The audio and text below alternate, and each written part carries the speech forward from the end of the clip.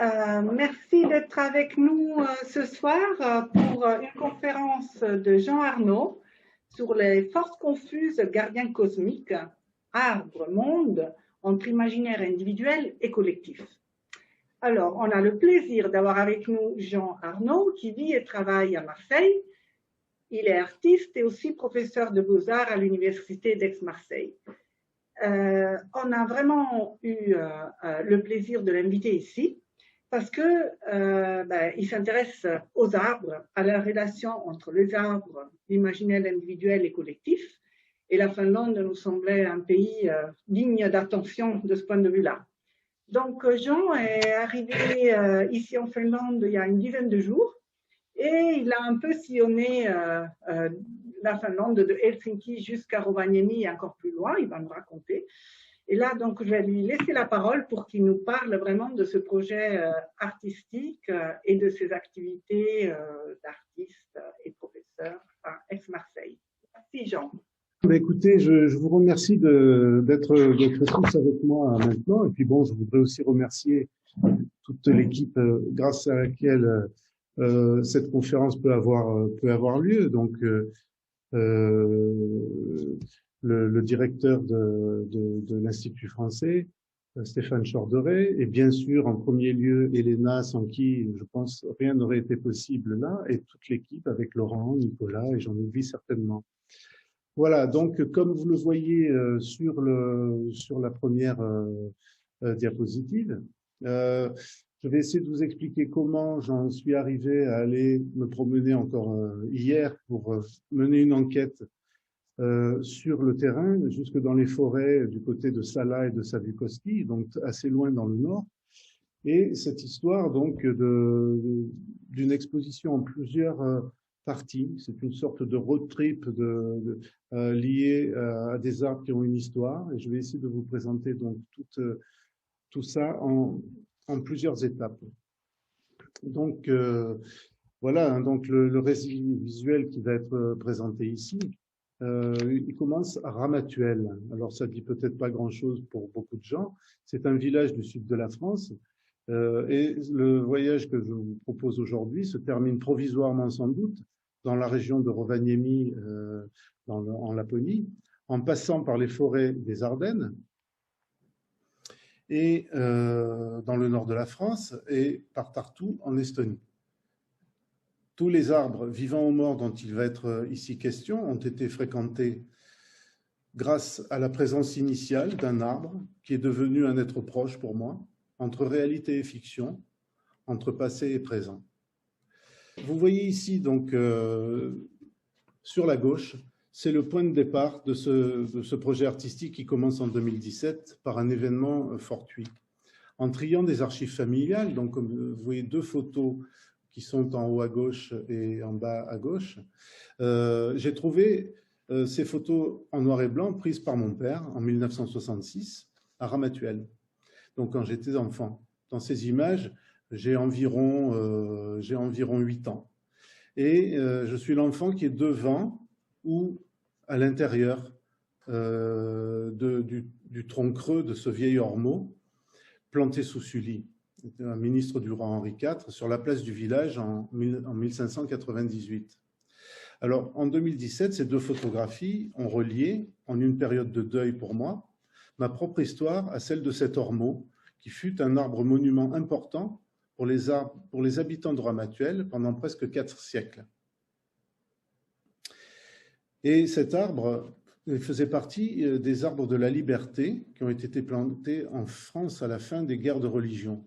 Il est mort en 1983 de la graphiose, une maladie qui a décimé l'espèce au XXe siècle. Un olivier l'a remplacé en 1985. Mais la place que vous voyez là, à droite, et le café de l'Ormeau, que vous voyez en arrière-plan à gauche, avec son store bleu, n'ont jamais été renommés. Et curieusement, l'olivier est toujours classé aujourd'hui comme un ormeau au registre départemental du patrimoine. Donc on voit déjà ici l'importance de la mémoire. Et à cette époque-là, c'est uniquement un souvenir personnel. qui active ça. Donc, j'avais encore aucune idée que ça me mènerait devant vous aujourd'hui pour une histoire qui s'est épaissie, on va dire. Alors voilà, ici, vous voyez le début du projet artistique qui, dans son ensemble, dans la première partie, l'Homme Olivier, qui est prévu pour être montré à Ramatuelle en France dans l'année prochaine. Le projet dans son ensemble, d'une étape à l'autre, se constitue comme un récit visuel qui engage la mémoire à la fois et l'histoire réelle, c'est-à-dire son aspect documenté.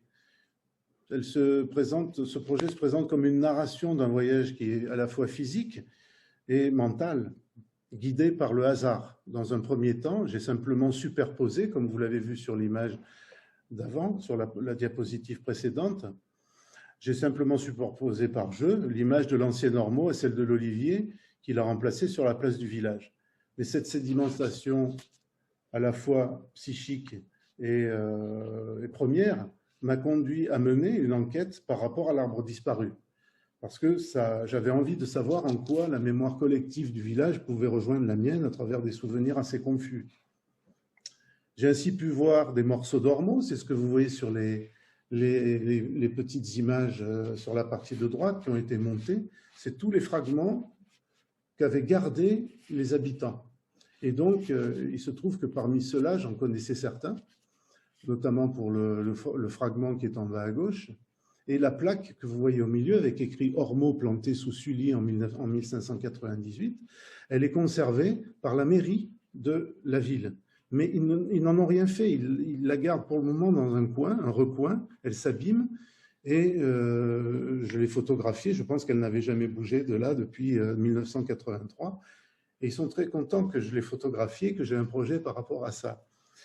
Voilà, donc j'ai aussi récolté des tas de témoignages des villageois que je connaissais quand j'étais enfant, puisque c'était souvent des personnes qui aujourd'hui ont 95 ans quand elles sont encore vivantes, et qui se souvenaient de la fête sur la place avec les soldats américains après le débarquement sur la plage en 1945, puisque Ramatuelle se trouve pas très loin de Toulon, et c'est là qu'ont débarqué les Alliés en 1945, et ils me racontaient l'histoire de l'Ormeau, des souvenirs de jeunesse pour eux, par rapport à la fête qu'ils ont fait avec les soldats américains. C'était quand même assez drôle, alors qu'on ne m'avait jamais parlé des soldats américains avant que je m'intéresse à cet arbre différemment.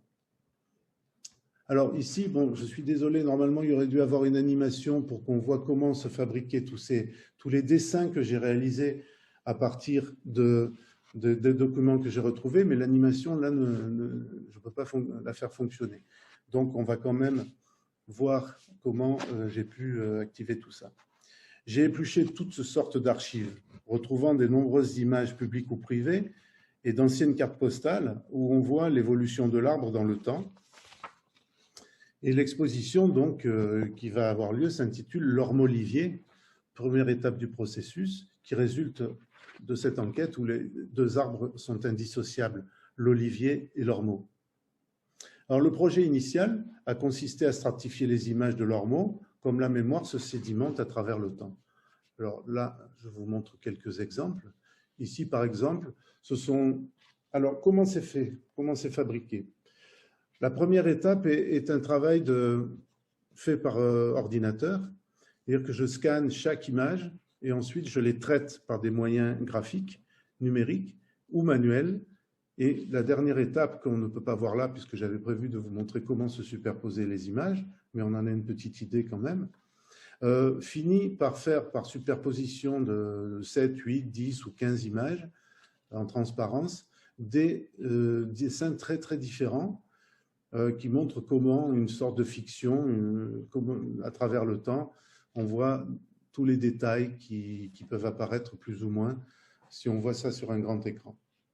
Alors, donc, tous ces détails qui se fondent, hein, y compris la plaque, vous voyez la plaque de l'ormeau qui était vissée sur son tronc, et donc cette petite plaque qu'on retrouve quelquefois mise en exergue sur certaines cartes postales, c'est pour ça que vous la voyez en grand, en bas à droite. Alors, ces dessins, ils peuvent, comme ils ont une excellente définition, la chose qui m'intéresse le plus, c'est de savoir comment ils retournent non pas une destination numérique, parce que moi, l'outil numérique ne m'intéresse pas davantage que le crayon de papier ou l'encre de Chine.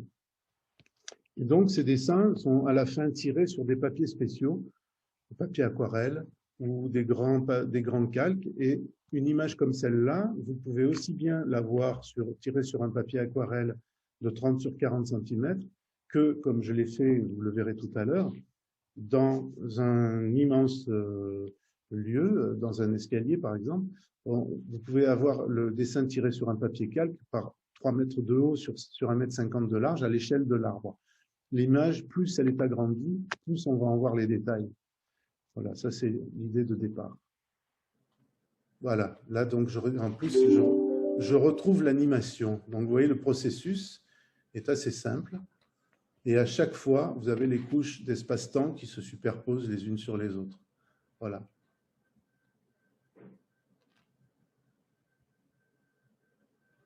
Voilà, donc celui-là est un résultat qui est très graphique, puisque quelquefois je scanne des dessins que je fais à la main, et d'autres fois je retravaille les images par ordinateur. Et en superposant les calques en transparence, j'obtiens des dessins qui sont totalement hybrides, où on ne sait plus vraiment si on a affaire à quelque chose de documentaire, d'historique, ou de totalement fictionnel, ou de totalement inventé. Alors là, on va passer à la deuxième étape, qui a eu lieu, on retrouve de multiples traces de ce projet initial, donc le précédent Lorme Olivier, dans cette seconde, l'exposition dont vous voyez le titre, à la lisière, qui a été présentée à l'Université de Tartu en Estonie à l'automne 2021. Curieusement, c'est la seconde étape qui sera exposée avant la première, mais chronologiquement, pour moi, ça ne change rien du tout. La réalisation était quasiment simultanée à celle de la première étape française. Alors pourquoi en Estonie? Le hasard. Le hasard a fait que j'ai été invité à travailler dans cette ville au moment où je réalisais des dessins pour Lorme Olivier.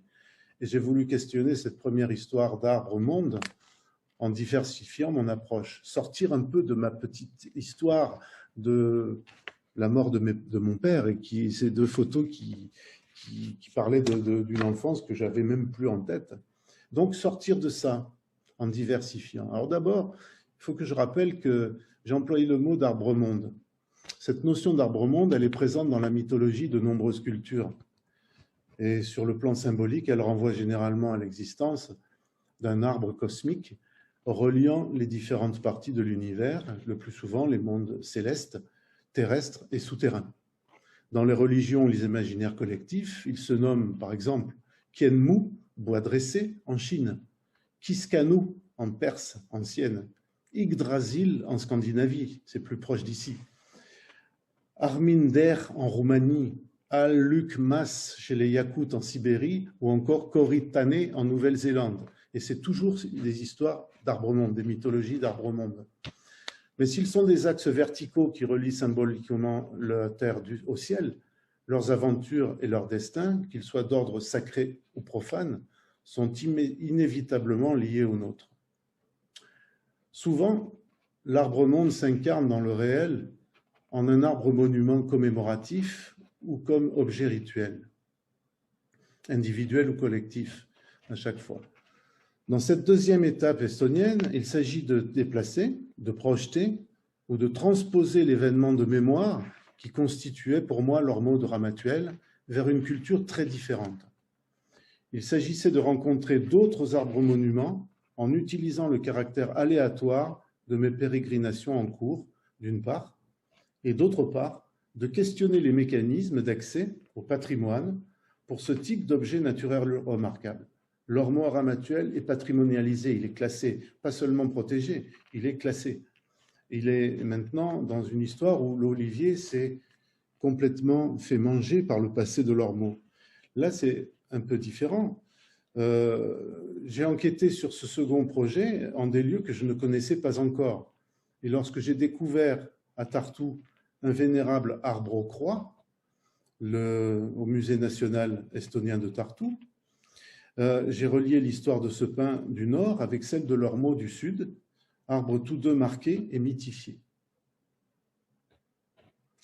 Le projet à la lisière, fondé sur un principe d'altérité nomade, s'est donc concentré sur l'histoire de ce ristimand, le pain aux croix en estonien, ristimand, considéré dans le sud du pays comme intermédiaire entre les hommes et la forêt, jusque dans sa perception au musée national. Il vivait depuis 1754 à Latray peut-être, village du comté de Valga, à 75 km au sud de Tartu. Selon une coutume plus ancienne que la christianisation de l'Estonie, les gens taillaient une croix dans son écorce. Là, je vais juste vous la remontrer avant de... Voilà, on voit très bien ici. Une croix dans son écorce pour que le pain sacré protège l'âme d'un défunt que l'on conduisait vers le cimetière voisin, avant de l'enterrer. Cet arbre vénérable est un monument naturel commémoratif. Il a été coupé, même si là, vous voyez, la plus ancienne photo que j'ai trouvée de ce ristimand, c'est en 1958, il est encore vivant, c'était à la période où les Russes sont présents, bien sûr, en Estonie. Il a été coupé en 2014, car là, vous le voyez, mort à peu près en 2000, oui, c'est en 2014 ici. Il est mort en 1991, et finalement, sur l'initiative des habitants de Latray, au moment où s'ouvre le nouveau musée national estonien, il est transporté.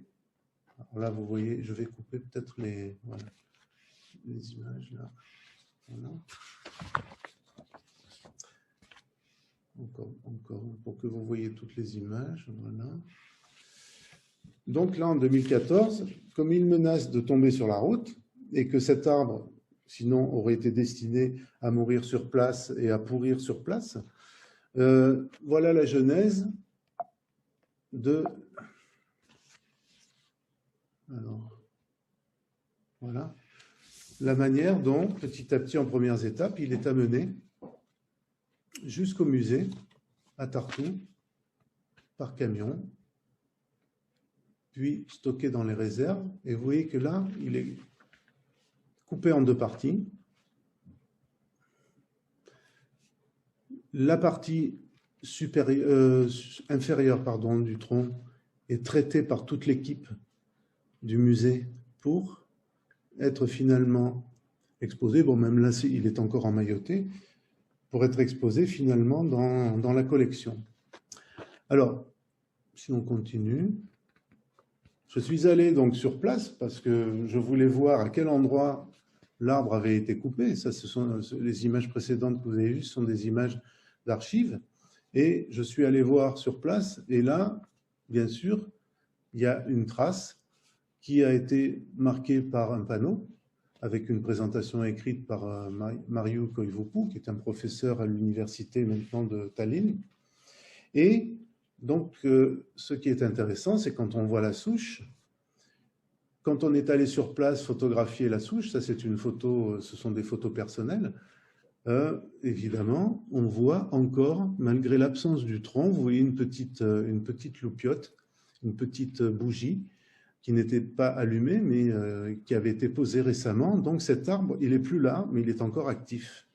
Son emplacement est encore actif, puisque ça marque l'entrée d'un bois sacré à la lisière. Nous sommes à la lisière, évidemment. Alors, la partie basse du tronc que vous voyez ici, c'était une des deux qu'on voyait tout à l'heure, elle se trouve dans l'exposition permanente du musée de Tartu. Non, pardon, ça c'est la partie haute, ce que vous voyez là. Celle-là, elle fait 3 mètres de haut, mais elle était conservée dans les réserves. Elle a été sortie pour être présentée dans l'exposition que j'ai montée à la lisière. Les conservateurs du musée ont bien voulu la prêter pour qu'elle soit à l'entrée de l'exposition, comme vous le voyez ici. Donc ça, c'est l'exposition à l'université de Tartu, qui avait lieu dans un très très grand escalier hélicoïdal. Et donc, j'ai décidé de mettre au pied de l'escalier la partie haute de l'arbre, mais c'est volontairement que je l'ai gardé dans son cadre, parce que sa nouvelle vie maintenant, c'est plus d'être debout à la lisière, c'est d'être maintenant dans un cadre qui permet de le présenter dans un musée, et c'est comme ça qu'il est en ce moment conservé. C'est pour ça que j'ai voulu garder le cadre. Voilà, alors ça, c'est la première, un des premiers très grands calques qui était suspendu dans l'exposition. Et donc, il faut imaginer là que la lumière passe à travers les images. Alors, vous voyez en filigrane, il y a une image unique, l'arbre avec, sur le côté, on voit deux grands troncs gris. En fait, c'est la muséographie de l'arbre actuellement. Il est entouré de faux arbres, dans une muséographie où on a l'impression de se retrouver dans une forêt. Et par-dessus cette image-là, j'ai superposé toutes les images que j'ai trouvées du passé de cet arbre. Donc là, vous voyez un détail. Il y a aussi bien des images anciennes que des images récentes. C'est une sorte de résumé de toutes les images que j'ai pu retrouver de cet arbre. Alors là, un autre des grands calques. Vous voyez, c'est très grand, hein, c'était suspendu dans l'escalier, on va en voir des vues, 3 mètres sur 137. Et donc, vous voyez, dessin numérique sur calque, c'est simplement que la dernière étape est numérique et que vous voyez là très bien la relation qui est entre le photographique et le dessiné à la main, on va dire. Vous voyez, par exemple, la partie haute du tronc, elle est dessinée à la main, alors que toute la partie basse, sur la route notamment, elle est beaucoup plus photographique. Donc on est là dans un entre-deux, entre document et fiction, et chacun peut y retrouver des traces historiques, puisque vous voyez qu'en plein milieu, il y a le petit panneau qui se trouve sur la route, et l'image de la souche qui est juste en dessous. Alors voilà comment il était exposé dans le grand escalier. Ici, c'est surtout la mise en scène de l'arbre mort. Mais à droite, vous voyez un des dessins qui est sur papier aquarelle accroché sur la droite. Celui-là, c'est un dessin du moment où l'arbre était vivant. Donc, on alternait un peu entre les deux. Voilà un détail où on voit un petit peu la manière dont le calque est suspendu. Et même si ça ne se voit pas bien, l'image, en fait, projette une ombre sur le mur à l'arrière, du fait de la transparence. Et elle prend une profondeur avec l'effet de lumière rétro-éclairée par l'arrière, par la projection sur le mur. Voilà, donc là, des détails de l'arbre aux croix. Alors, vous voyez, on voit très bien là sur la croix, qui est sur l'image de droite, par exemple, on voit bien comment tout ça est devenu un bois très dur qui s'est fossilisé et comment les croix petit à petit se sont déformées d'une année sur l'autre à mesure que les anneaux de croissance recouvraient. Et c'est certain que si l'arbre est mort, c'est qu'il était recouvert de centaines de croix qui chaque année le saignaient un peu. Et donc les spécialistes, moi je n'en suis pas un, mais les spécialistes pensent que s'il est mort finalement assez vite, c'est qu'il a été énormément recouvert de croix qui l'ont blessé pendant 1 siècle et demi, même si ses activités se sont arrêtées pour la plupart au début du XXe siècle. Voilà, quelques images encore. Et là, l'arbre est en 2 parties, et là, c'est une vue de l'arbre mort avec plusieurs images réalisées à partir de plusieurs images. Et ça, c'est un travail qui est produit à la fois manuellement et de manière infographique. On oscille beaucoup entre la vie et la mort. Là, on dirait, enfin, pour moi, c'est plutôt l'image de la mort, évidemment.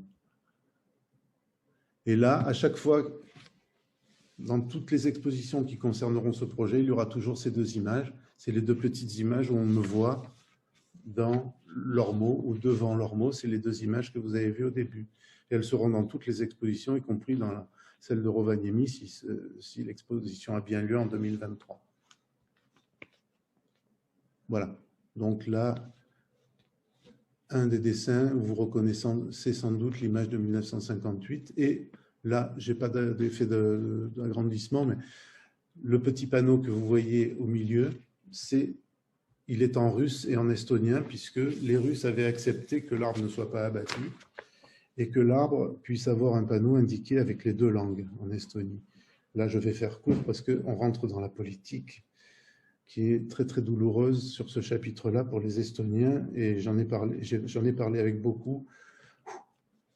Il y avait beaucoup d'émotions.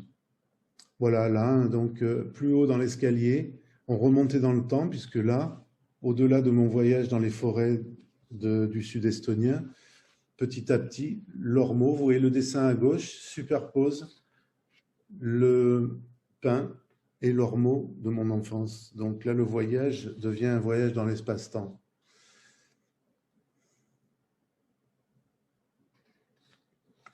Voilà, alors ici, la troisième étape, je vais essayer peut-être d'accélérer un peu parce que l'heure tourne. Je ne sais pas combien de temps j'ai, mais je voudrais en arriver après à la dernière étape. Là, c'est une étape qui n'aura peut-être pas lieu, mais elle a été prévue puisque j'avais proposé ce projet à une fondation dans parisienne et pour une résidence dans la forêt des Ardennes, dans le nord-est de la France, et donc au domaine de Belleval. C'est le volet force confuse, puisque je vais vous expliquer un petit peu comment cette troisième étape a dérivé encore vers autre chose.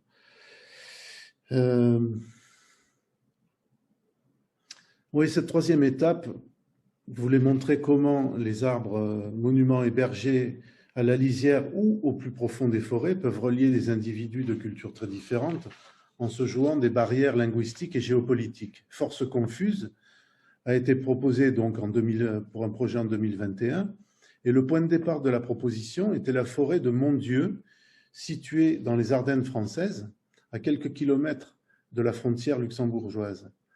Alors, la démarche que j'y ai développée est liée à celle qui me conduit en Finlande. C'est pour ça que je vous en dis quelques mots, même si je ne vais pas m'attarder. Voilà, donc ici, l'arbre qui m'a vraiment intéressé ici, dans la forêt de Mondieu, qui est un écosystème animal et végétal riche et à protéger, mais cette forêt a été aussi traversée par l'histoire des hommes de façon singulière. Alors, elle a d'une part été le cadre d'événements liés aux deux guerres mondiales du XXe siècle, puisqu'elle a été le lieu d'affrontement entre les Allemands et les Français, mais son originalité réside surtout dans le fait qu'à peu près à la même époque, une pluie de météorites, des vrais, y est tombée il y a environ un siècle. C'est-à-dire pratiquement au même moment où il y avait la guerre, il y a eu des météorites qui sont tombés sur cette forêt. Donc l'histoire des météorites retrouvées récemment, qu'elles ont été retrouvées à partir de 1994, en voilà une que vous voyez à droite. Elle a été déjà coupée pour être étudiée, mais il faut l'imaginer comme un rocher de 360 kg, donc un rocher assez conséquent.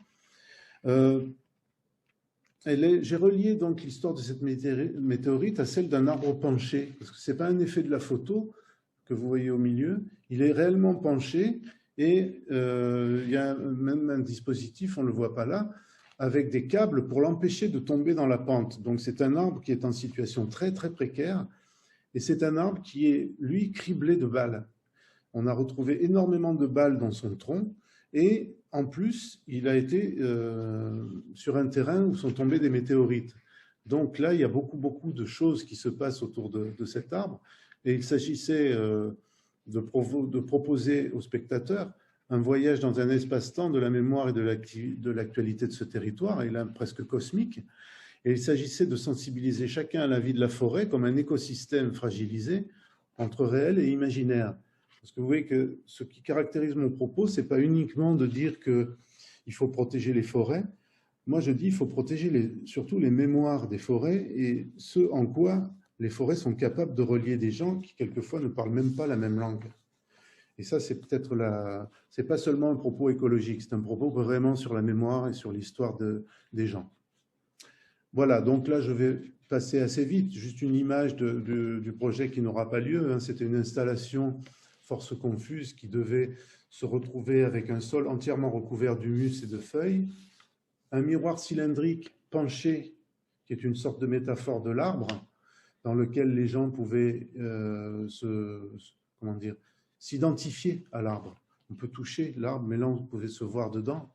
Et donc, sur les murs, encore des grands calques où l'arbre et les météorites se mélangeaient à travers l'espace et le temps. Mais je passe puisque ça... Et j'en viens maintenant donc à la dernière étape, hein, donc, qui est... bon, j'ai fait cette animation diaporama au moment où, avant d'aller sur les lieux dans les 10 derniers jours, donc là, il manque énormément d'informations par rapport à ce que j'ai découvert ces derniers jours et qui est bien plus riche que ce que je pouvais imaginer. On pourra, si vous le souhaitez, si on a un peu de temps, en parler après.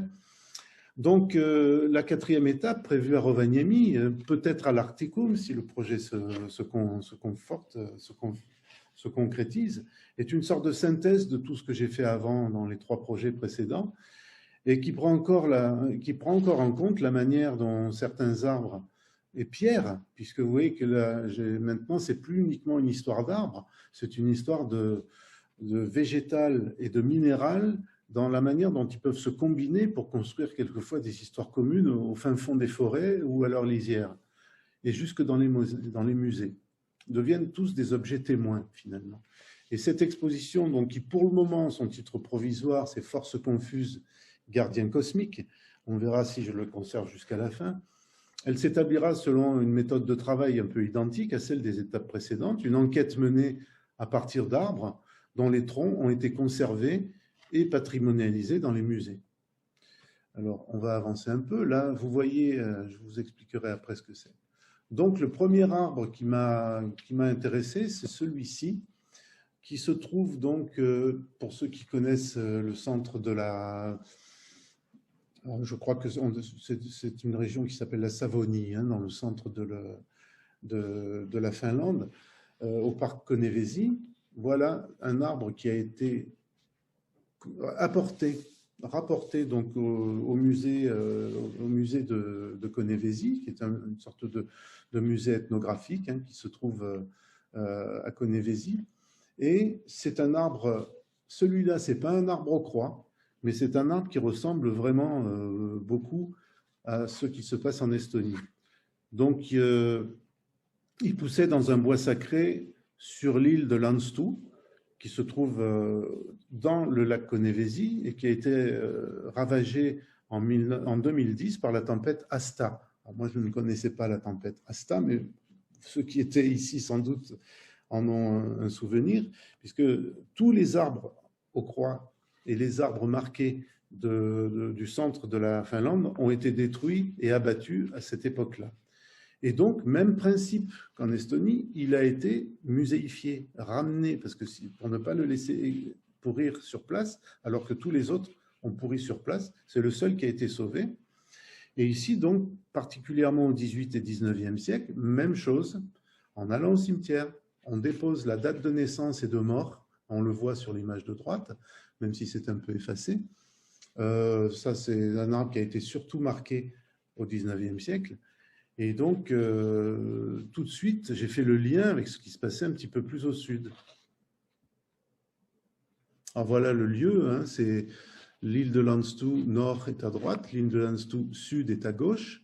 Et dans l'ancienne mythologie, d'après les documents que j'ai trouvés, où est le petit îlot qui est au fond, donc on franchissait ce petit détroit. C'était le détroit qui a mené à l'île des Morts, et sur l'île qui est au fond, il y a aussi un arbre qui est marqué avec des dates de naissance et de mort. Voilà, je passe un peu plus vite. Pour en arriver au second arbre qui m'a intéressé, qui est conservé, lui, au musée d'histoire de Rovaniemi, dans l'ancienne ferme de Poikila. Et vous voyez, on va voir un petit peu en détail l'histoire de Rovaniemi racontée par un vieux professeur. Et pourquoi cet arbre m'intéresse? C'est parce qu'il a été marqué, comme vous le voyez. Alors, j'ai surligné les événements qui sont marqués sur ces anneaux de croissance et les événements récents qui constituent la relation avec l'histoire de cette région, de Rovaniemi, l'étiquette 25, 26 et 27, c'est-à-dire les trois qui marquent sur cet arbre l'histoire la plus récente de Rovaniemi. C'est celle-là qui m'intéresse en priorité. Et l'histoire qui a continué donc les derniers jours, là j'en reviens tout à l'heure, hein, puisque les derniers jours ont été consacrés à aller dans les forêts où il y avait ces arbres. Parce que l'idée, c'est que je veux savoir où ils ont grandi et de quoi ils ont été témoins. Donc, je vais voir sur place qu'est-ce qu'ils ont vu. Et il se trouve que la conservatrice amie de Maria Yaelkanen, que j'ai rencontrée donc à Rovaniemi, a dit que cet arbre avait été coupé dans la forêt de Savukoski. Et Savukoski, pour ceux qui ne le... Je pense que vous savez où c'est dans la Laponie orientale, pas loin de la frontière russe, et c'est un des sites avec Sala où il y a eu la guerre d'hiver et où il y a eu aussi la guerre de continuation. Donc, je suis parti là-bas pour voir. Alors, cet arbre, son âge est évalué à plus de 400 ans, et c'est à partir de là que je vais constituer donc la partie de ce projet qui va avoir lieu à Rovaniemi, si tout va bien, dans un peu moins de 2 ans. Alors voilà, j'ai quasiment fini parce que le reste, c'est de l'histoire très récente, c'est-à-dire les derniers jours, et je pourrais éventuellement vous dire tout ce que j'ai trouvé, parce que ça a été bien au-delà de ce que je pouvais imaginer.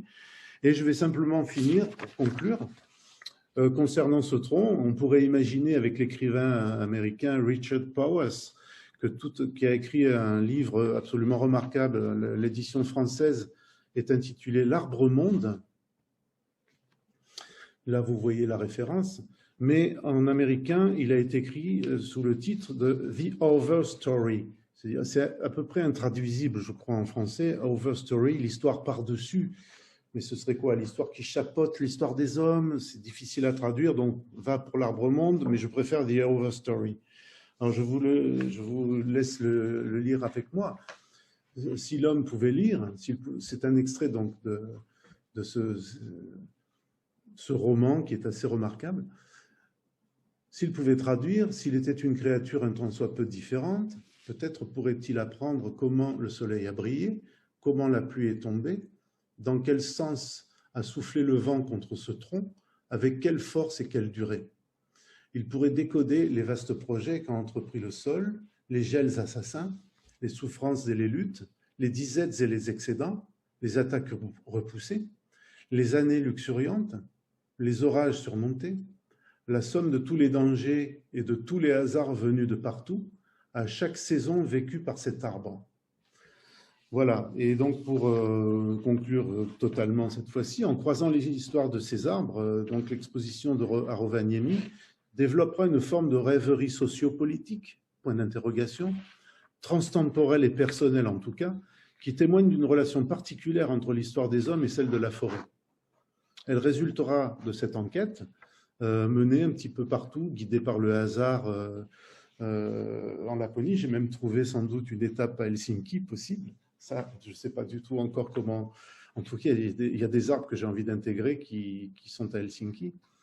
Il sera question d'arbres et de pierres aussi, considérés comme des gardiens cosmiques, d'où l'idée du titre provisoire, qui traversent l'histoire en croisant parfois le chemin des humains et en conservant le souvenir dans leur matière. Parce que vous avez bien vu que ce qui m'intéresse, c'est non seulement les processus de patrimonialisation, mais surtout comment tout ça est marqué dans la chair des arbres. Et c'est pour ça que souvent on a envie de les toucher, parce que c'est de la chair et elle est marquée comme nous, mais pour des raisons différentes. Et je vais finir avec une deuxième citation d'un auteur français qui s'appelle Maurice de Guérin, qui est un poète à peu près inconnu, mais que j'aime beaucoup quand je l'ai découvert par hasard, et qui insiste sur cette relation entre l'histoire des hommes et l'histoire des arbres. Autrefois, les dieux firent monter autour de certains sages une nature végétale qui absorbait dans son étreinte, à mesure qu'elle s'élevait, leur corps vieillit et substituait à leur vie, tout usée par l'âge extrême, la vie forte et muette qui règne sous l'écorce des chênes. Voilà, j'aimais bien cette idée que même si les chênes n'ont pas le même âge que nous, quand on les laisse vivre longtemps, il peut y avoir quelque chose qui peut concerner aussi notre propre durée ici-bas. Voilà. Bon, écoutez, voilà, j'ai terminé et j'ai l'impression de commencer, puisqu'il s'est passé tellement de choses les derniers jours que j'ai l'impression d'en être au début de cette quatrième phase.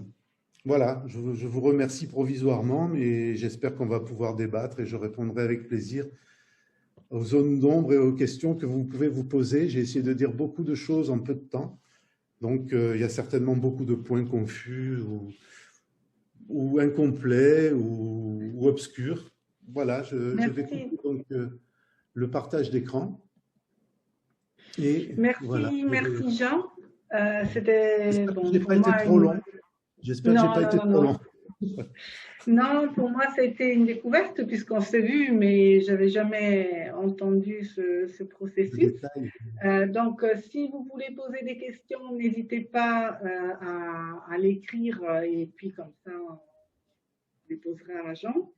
Je vais peut-être commencer moi par un aspect qui me questionne et c'est donc tu connais la France, tu as vu la relation que toi, tu as eu avec les arbres en France, mais peut-être aussi globalement, comment les Français se rapportent aux arbres, puis tu as été en Estonie, maintenant en Finlande.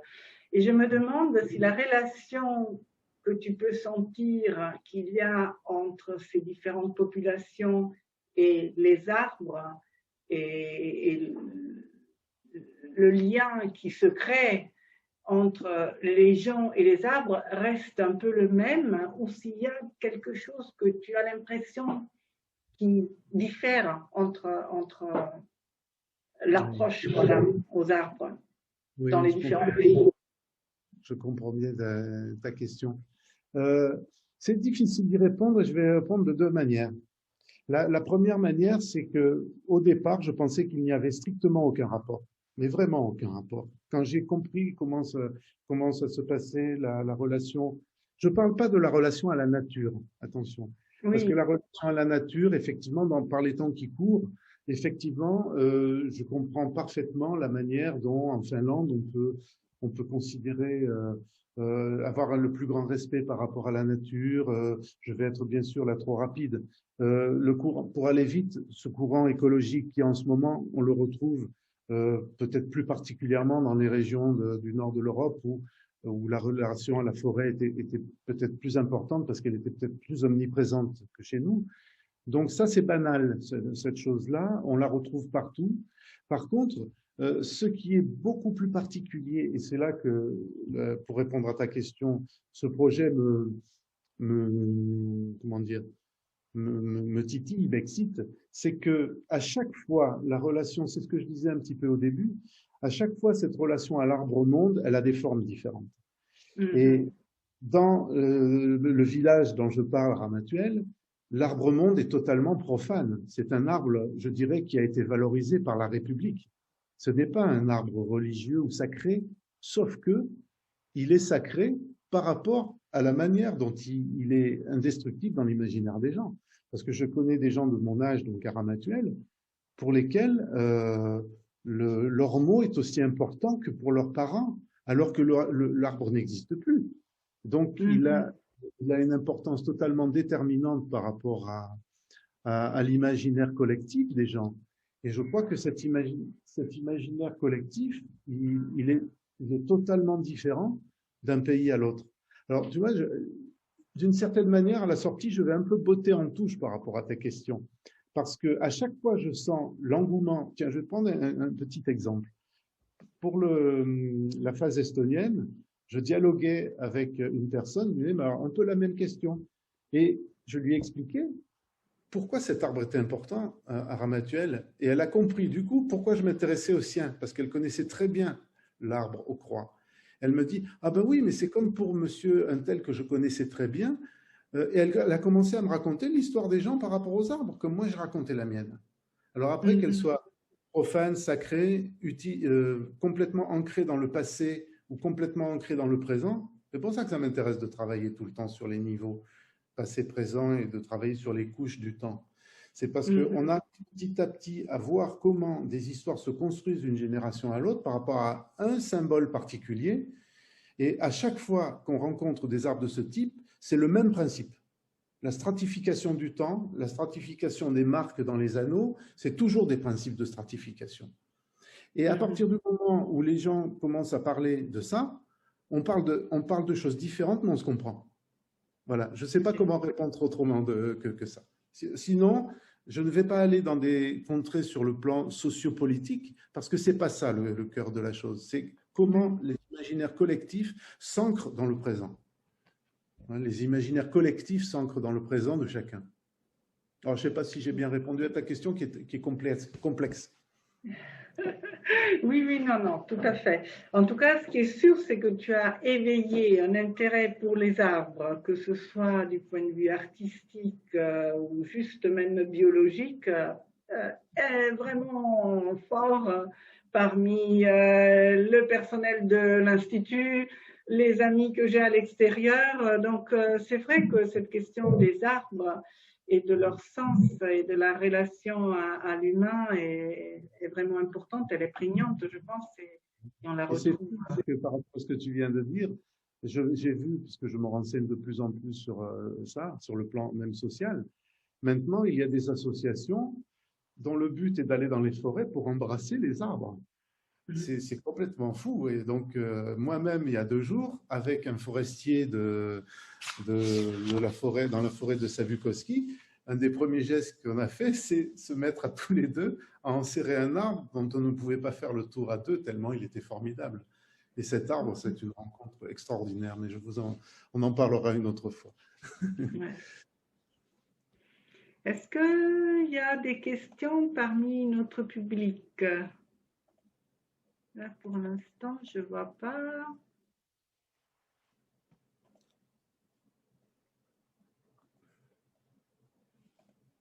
Bon, peut-être moi, j'ai encore une question. Après, je ne veux pas monopoliser quand même ton attention et tout.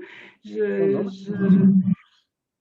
fait, j'ai vu les superpositions d'images et puis le fait et de leur mot. Mais c'est une question très générale et très naïve de vraiment quelqu'un qui s'y connaît pas en art. Mais comment tu décides quand l'œuvre est finie?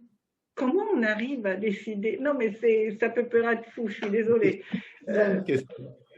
Mais puisque tu prends des photos et des images anciennes ou nouvelles et tu superposes, c'est à quel moment que tu es satisfait quelque part du résultat? Bon, déjà, je ne suis jamais forcément satisfait à 100%, mais ça, c'est une autre question. Ça, c'est bon. Mais c'est une question d'espace. À savoir que quand je commence à retravailler une image par le dessin, ou que je commence à retraiter un document par des outils numériques, à chaque fois, quand je vais commencer à les superposer, c'est déjà qu'ils ont souvent des affinités de forme. C'est-à-dire qu'on retrouve quelque chose qui va les faire travailler en les déplaçant légèrement dans le temps, en les faisant vibrer, si tu veux, comme ça. La deuxième chose, c'est que quand tu superposes, c'est toujours une question, j'ai parlé beaucoup de transparence, mais c'est aussi une question d'opacité. C'est que plus tu fais de traits sur une page, plus tu retournes vers une surface noire, et plus tu reviens à l'idée après que si tu dessines en blanc, c'est sans fin, quoi. C'est une surface blanche, une surface noire, opacité, transparence. Et la question, je me la suis posée à propos aussi moi-même, dans les mêmes termes, quand je travaillais sur un artiste qui est vraiment très connu, un artiste allemand qui s'appelle Gerhard Richter, qui travaille beaucoup sur des superpositions aussi.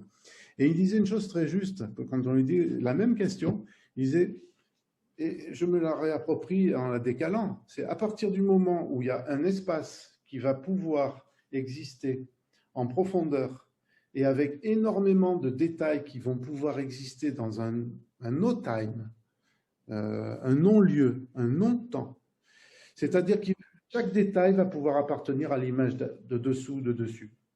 Et parce qu'il va y avoir un espace qui va travailler en profondeur où chaque détail, par exemple, ça me l'a fait dans un des dessins, on voit l'image d'un personnage habillé comme en 1900, on va dire, avec enfin dans le sud de la France, avec le chapeau noir, etc., les hommes, qui dialoguent avec l'image d'un enfant qui date de 1952. On a l'impression qu'ils sont dans la même image, c'est-à-dire dans le même espace. Et si ces choses-là ne se passent pas, c'est que c'est raté. C'est-à-dire qu'il va y avoir un espace-temps qui va travailler de manière à ce qu'on puisse s'y projeter soi-même, tu vois, aujourd'hui comme spectateur. Sinon, bah, c'est qu'on va se retrouver devant une image abstraite, et j'ai pas envie d'avoir une image abstraite. Voilà. Je peux pas te répondre mieux. C'est une question de feeling avec l'espace-temps dans lequel on peut se projeter. Voilà. D'accord. Alors, j'ai une question pour toi de Maria. En fait, elle se demande comment mélanger les arbres et les pierres. Parce qu'effectivement, tu as parlé aussi des pierres. Et oui, mais ça, c'est nouveau, ça, cette relation entre l'arbre et la pierre, depuis le projet de la forêt des Ardennes en France, avec cette histoire de météorites. C'est-à-dire que je me suis rendu compte qu'à la lisière, comme dans les forêts, il n'y a pas que des arbres. Il y a beaucoup de choses. Alors, ça peut paraître très banal, parce qu'on sait qu'il y a des rennes, qu'il y a des tas d'animaux qui vivent dans la forêt, mais il y a aussi toute la partie minérale. Et il y a sans arrêt un échange entre ces éléments. Alors, il se trouve que quand je rencontre aussi des pierres qui sont des marqueurs temporels, et c'est le cas, par exemple, venons-en maintenant à l'étape de Rovaniemi, je me suis rendu compte que dans cette forêt de Savukoski où avait grandi ce pin qui est dans le petit musée de Poikola, je me suis rendu compte que ce pin avait été témoin là où il avait été coupé, il avait été témoin des événements de la guerre autour de Sala et autour de Savukoski. Et je me suis rendu compte que maintenant, les pierres de la Salpaligne, puisque c'est bien de celle-là qu'il s'agit par rapport à Rovaniemi, cette ligne où il y avait 2, 3, quelquefois 4 rangées de pierres pour empêcher les chars de passer, d'envahir donc le nord de la... Enfin, c'est aussi, cette ligne, elle est aussi marquée, elle est marquée du sud au nord de la Finlande, hein, jusqu'à Laponie. Et elle fait, je crois, au total 1200 km de long, même si on n'a pas gardé tout et qu'à beaucoup d'endroits, elle est écroulée. Je me suis rendu compte que l'histoire de ce pin de Savukoski était aussi liée aux pierres de la Salpaligne que l'arbre qui m'intéressait dans la forêt des Ardennes par rapport aux météorites. Alors, bien sûr qu'on est dans un espace imaginaire. On est dans un espace qui est totalement imaginaire et en même temps, pas tant que ça, puisque la Salpaligne, aujourd'hui, elle est totalement prise dans la forêt. Ouais. Déjà, je l'ai vu dans les derniers jours, leur histoire est liée. Donc, ce qui m'intéresse, c'est que les pierres de la Salpaligne qui ont été apportées et dont on voit quelquefois les marques par rapport aux points qui ont été utilisés pour les débiter dans la carrière, qui n'était pas loin d'où on était. Et les arbres, l'endroit, le pin qui a été coupé à Savukoski, dont on ne sait pas exactement où il a été coupé, mais en tout cas, ils ont été potentiellement l'un à côté de l'autre. Cet arbre de 400 ans, c'est pour ça que j'ai lu l'extrait du roman de Richard Powers, s'il pouvait parler, si la pierre pouvait parler, si l'arbre pouvait parler, à travers ses anneaux de croissance, à travers leurs marques et à travers les balles qu'ils ont reçues, en même temps que les soldats morts. Donc c'est toute cette histoire, bien sûr que là, je ne suis pas historien. Mon travail n'est pas un travail historique. Mon travail est basé sur une mémoire qui peut être réveillée par le sensible. Voilà. D'où l'histoire de la manière dont les pierres vont être prises en compte par rapport à l'arbre. Voilà. Alors je ne sais pas, Maria, si ma réponse te satisfait, mais j'espère que nous aurons l'occasion d'en reparler de vive voix. Mais on est dans l'imaginaire, je ne suis pas un historien. Voilà. Alors, Maria te remercie beaucoup de cette réponse. Tu pourras voir, je crois que ça va satisfaire. Alors, j'ai un commentaire de Michael Hourde qui voit bien pourquoi tu parles de la fonction historique et documentaire de ton art, mais que veux-tu dire quand tu parles de fiction ou aspect fictif? Est-ce que fiction veut dire que, par exemple, tu désignes une branche ou des feuilles que tu n'as pas vues en réalité? Donc, Oui, c'est le concept de fiction et fictif oui, oui, que… oui, je comprends le sens de la question. Euh, c'est une question intéressante. Merci, Mike. Mais la question, j'y ai répondu partiellement, ça et là. Euh, Ce qui m'intéresse, c'est que par la fiction, c'est-à-dire en racontant une histoire personnelle à partir d'éléments documentaires et qui sont filtrés par une mémoire individuelle, l'idée est de proposer une sorte de schéma possible pour que le spectateur, c'est pour ça que je travaille beaucoup la transparence, c'est que le spectateur va pouvoir s'emparer de quelque chose qui ne fait pas autorité. Je ne veux pas faire autorité par la manière dont j'utilise les images. Donc effectivement, c'est pas parce que les feuilles sont fictives, ça je m'en fiche complètement. C'est qu'à partir des images que j'ai, je vais proposer un espace ouvert à partir de certains éléments et je ne veux absolument pas que ce montage fasse autorité. C'est-à-dire le principe de la communication. Tu prends une image, tu prends une autre, tu les mets ensemble, ça fait autorité, parce qu'elles ont souvent un sens très monosémique. C'est le principe de la publicité. Tu prends ça, tu prends une jolie femme, tu prends un bel objet, la femme te donne envie peut-être d'acheter le bel objet. C'est une association directe et monosémique. Moi, c'est le contraire. La superposition et le montage sont au service de l'inverse. Ce sont là les pistes de suggestion. Donc, ah oui, ça, avec ça. Et le but d'un artiste, en tout cas moi, c'est qu'il n'y ait pas deux personnes qui puissent voir la même chose dans mes images. C'est ça la fiction pour moi. J'envoie des choses où des éléments documentaires sont présents. Ah oui, ça me rappelle ça. Mais en même temps, le montage, je ne veux surtout pas que ce soit un montage monosémique. Je n'ai pas de message. Je n'ai pas de message. Je n'ai que des propositions. Voilà. Je ne sais pas si ça te satisfait, Mike, cette réponse, mais je ne peux pas y répondre mieux pour le moment. Donc, il y a encore une question de Éric Leraillé. Il se demande s'il y a une relation entre arbre sacré et une source à proximité. Est-ce que tu as observé un lien? Ça, ce serait plutôt donc sur les territoires estoniens ou finlandais que je connais, puisque je ne connais pas beaucoup ces pays, mais je n'ai pas. C'est une question qui ne s'est jamais posée pour moi parce que je n'ai jamais remarqué, ma culture en tout cas, des bois sacrés, des lisières, ne me permet pas de savoir si ces arbres étaient liés à la présence particulière d'une source. À partir de tout ce que j'ai lu, je dirais non. Je dirais non. Mais si un historien est dans le public, je ne voudrais pas dire des bêtises parce que je n'en ai pas la certitude. Mais a priori, je pense pas que ce soit lié à ça. Je pense que ces arbres et ces bois sacrés étaient vraiment sur les chemins qu'empruntaient les gens qui vivaient là, et quelquefois à la lisière, quelquefois de manière beaucoup plus enfouie au fond des bois, quelquefois pour des rituels animistes, autrefois même, hein. Mais je n'ai pas l'impression que c'était lié à la présence d'une source. Voilà. Mais là encore, je reste modeste, hein, parce que je ne suis pas un spécialiste de ces questions-là.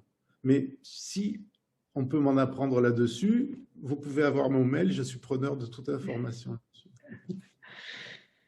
Écoute, Jean, je te remercie. Je ne vais pas te retenir encore plus. Là, on t'a monopolisé pendant quand même pas mal de temps. On attend avec grand intérêt l'exposition à Rovaniemi en 2023. Et donc, j'invite tous les participants à cette conférence de rester bien éveillés parce qu'en 2023, il y aura peut-être quelque chose à Rovaniemi Je qui va être parlerai beaucoup moins, je parlerai beaucoup moins, je montrerai. Voilà. Voilà, ça sera très intéressant. Ça sera ça. Merci énormément pour avoir été avec nous, pour être venu ici nous voir et Merci à travailler vous. donc à cette Merci à vous. exposition. J'ai reçu un Merci accueil. à Laurent Lemercier pour son soutien technique là, parce qu'il était bien utile. Et je souhaite à tout le monde une très bonne soirée. Merci encore Jean et à bientôt encore ici en Finlande. Merci Elena, merci à vous tous. Au revoir. Au revoir.